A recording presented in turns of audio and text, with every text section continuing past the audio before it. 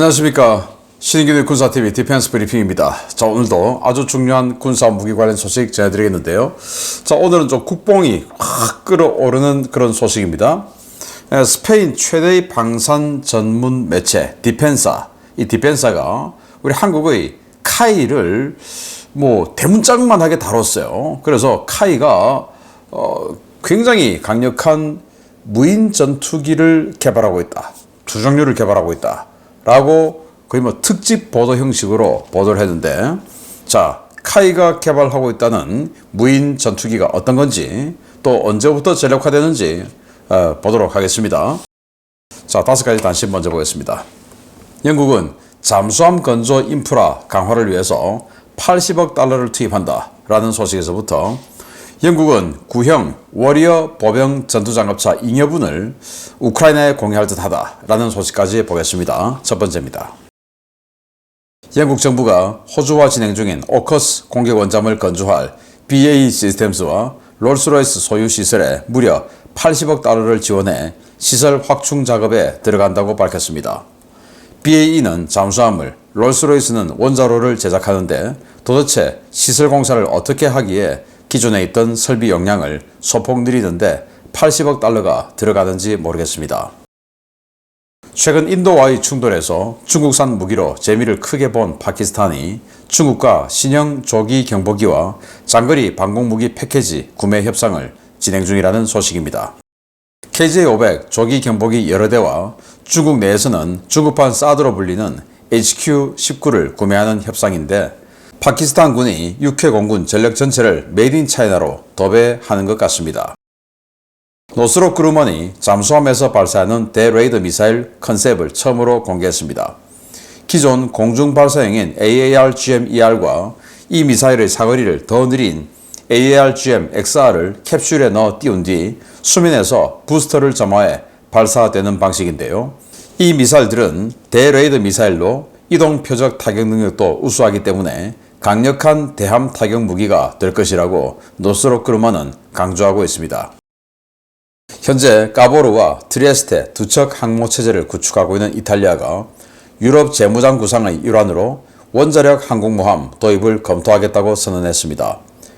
미국과의 협업은 물론 프랑스가 진행 중인 팡 프로그램과의 협력 가능성도 열어두고 있는데, 이탈리아가 정말 핵 항모를 도입하게 될지 지켜봐야겠습니다. 영국 정부가 곧 퇴역시킬 예정이지만 많은 양을 치장물자로 보관하고 있는 워리어 보병 전투장갑차를 우크라이나에 보내려는 모양입니다. 영국 총리실의 워리어 장갑차 우크라이나 지원 청원이 정족수를 채워 정부 공식 답변 요건을 갖췄으며, 영국 정부도 신형 장갑차 조달 속도에 맞춰 워리어를 우크라이나에 보내는데 긍정적이라는 소식입니다. 네, 영국이 아스투드급 잠수함 공격 원잠 있죠.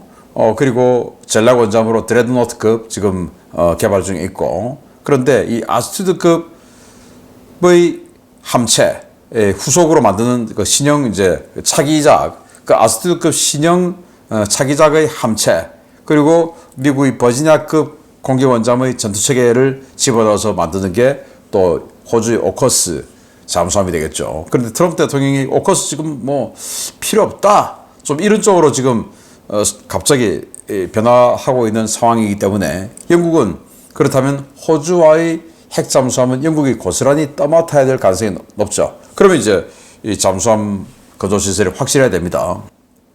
그래서 그런지 80억 달러. 아니, 시설 투입하는데 80억 달러 같으면 우리 돈으로 10조 원이 훨씬 넘는데, 11조 원 넘죠.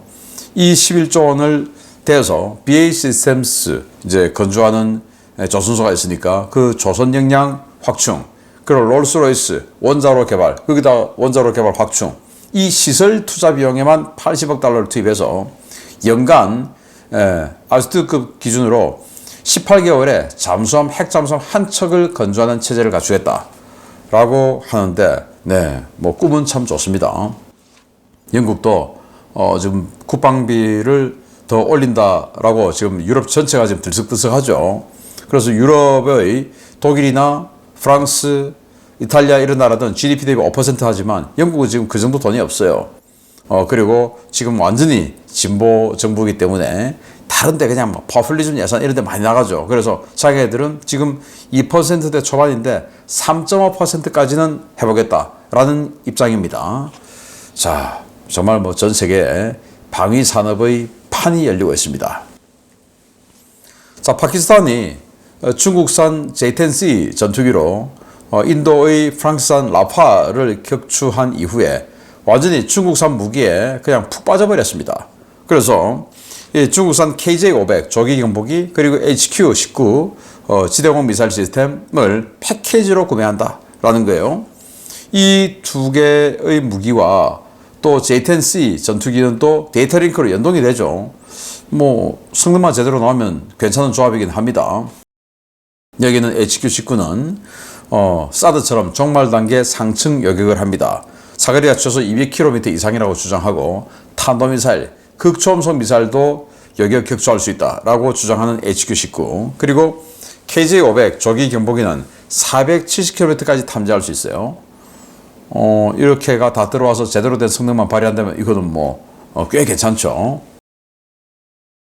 자, 여기 뭔가가 쪼개집니다. 마치 편전 또는 그 우리 전차의 날탄의 케이스처럼 딱 쪼개지는데 이게 잠수함에서 발사합니다. 튜브로 이제 예를 들어 어뢰 발사관 같은 데서 발사를 하든지 뭐 수직 발사관 같은 데서 발사하든지 뭐 이래 하겠죠.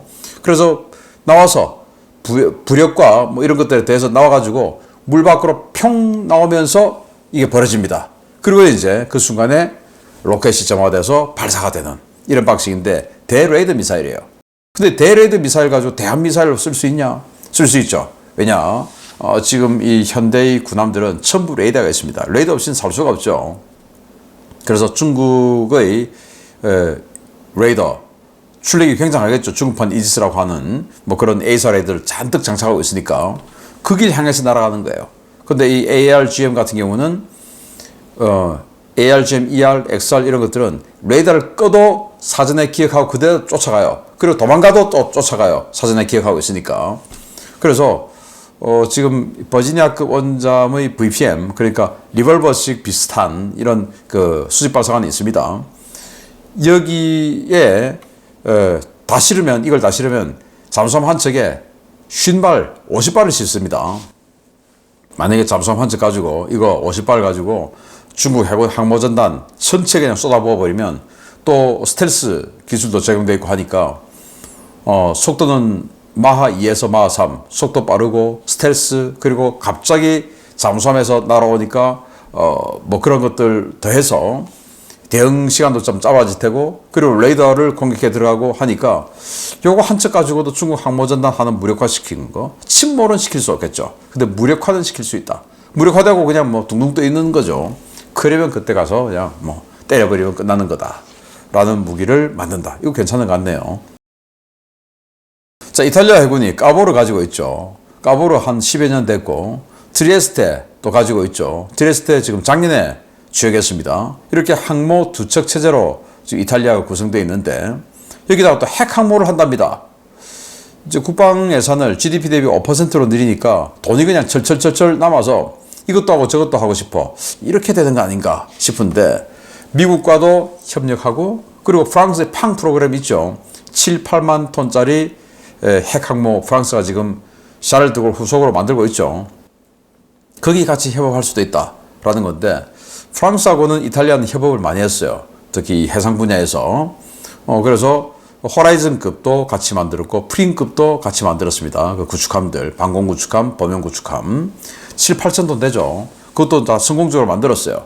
그래서 이 프랑스하고 이탈리아의 그 협업 이거는 뭐 독일과 프랑스와 협업하고는 조금 성공도가 달라서 더 높다라는 건데 네, 정말로 이탈리아가 핵 항모를 가지게 될지 그것도 또 왜 이탈리아는 핵 항모를 시기나 가지려 하는지 그것도 좀 이상한데요. 아무튼 이런 상황이고 자, 워리어 보병 전투 장갑차 이게 무게가 25.4톤이니까 브래들리하고 무게가 비슷하죠. 그런데 사격 통제 장비가 허접합니다. 그래서 기동간 사격이 안 돼요. 30mm 기관포인데 이걸 영국이 총 768대 가지고 있다가 그걸 이제 그 중에서 330대는 그냥 뭐 퇴역시키고 438대를 40mm 기관포 등등 업그레이드해서 기동과 사격 가능하게 하고 이렇게 해서 이제 그대로 쓰겠다는 겁니다. 그리고 이거 후속으로 또 AJAX 장갑차 그것도 지금 이제 다 됐죠. 그러다 보니까 그 330대 잉여 그거 우크라이나 줘라 라는 국민청원이 올라온 거예요. 그리고 그 국민청원이 숫자를 또 채운 겁니다.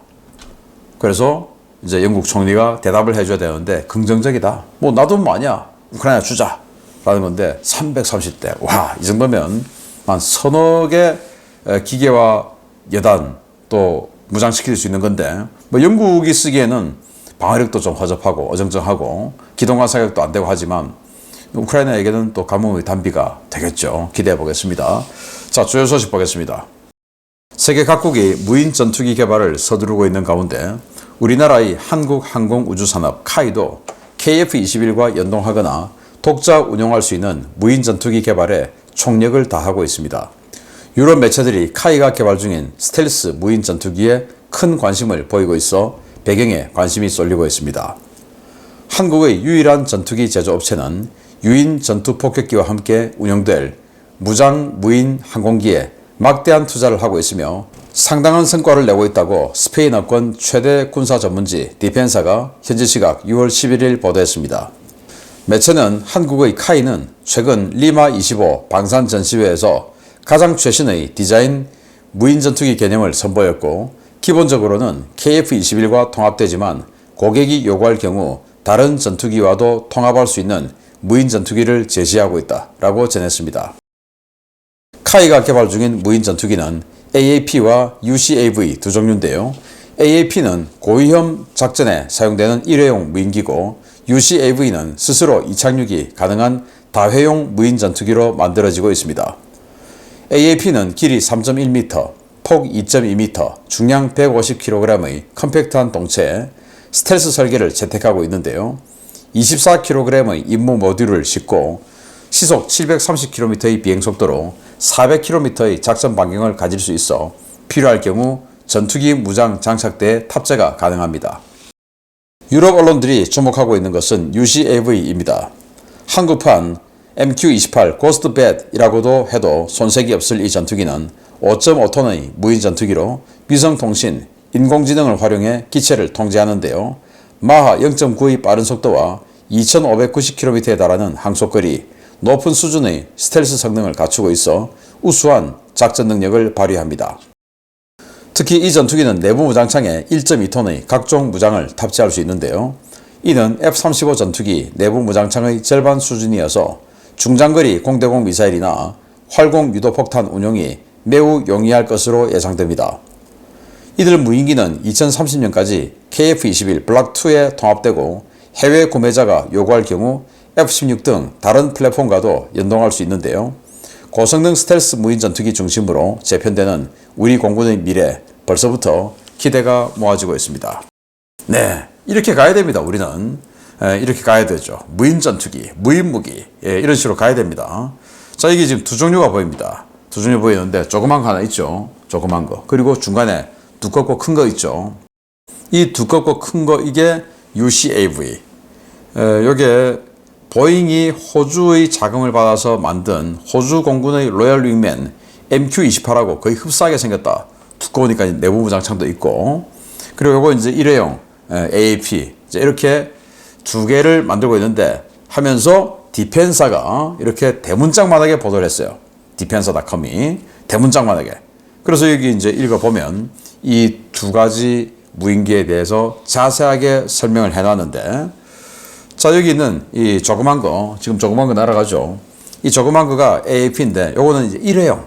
그래서 여기는 이제 뭐 디코이로도 쓸 수 있고, 전투기 들어갈 때, 이게 뭐 대형 전투기인 것처럼 그렇게 저기 헷갈리도록 만들 수 있는 그런 디코이로도 쓸 수 있고, 그리고 HPM, 그러니까 전자레인지처럼 그렇게 이 고주파를 방사해서 적의 레이더나 이런 것들을 찢어버리는 뭐 이런 무기로도 사용될 수 있고, 정찰 모듈 탑재해서 정찰할 수도 있고, 그리고 자폭 공격할 수도 있습니다.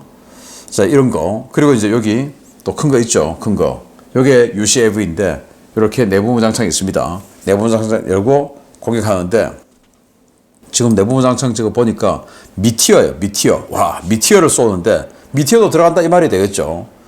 여기 1.2톤의 내부 무장창, 내부 무장을 할 수 있는데 1.2톤이면 미티어 4발 탑재 가능합니다. 그리고 또 1.2톤이면 1000파운드 유도폭탄 2발 탑재 가능하죠. 그래서 꽤 효율적인 공대공 전투, 공대지 폭격을 할 수 있는 그런 무인 전투기를 카이가 만들고 있고, 이것을 KF-21 블락 2와 바로 연동을 할 것이고, 고객이 희망하면 F-16 같은 다른 전투기와도, 물론 소스 코드를 열어줘야 되겠지만 다른 전투기와도 연동시켜 준다 라고 했다. 그걸 어디서 했냐? 리마 25 말레이시아에서 열리는 방산전시회 등에서 발표했다 라고 하는데, 네, 유럽에서도 봤을 때 이 정도로 관심을 가져준다 라고 하는 것은 뭐 이거 꽤 괜찮다 라는 생각이 들고, 정말 개발 잘 완료되기를 바랍니다. 기대해 보겠습니다. 마치겠습니다. 감사합니다.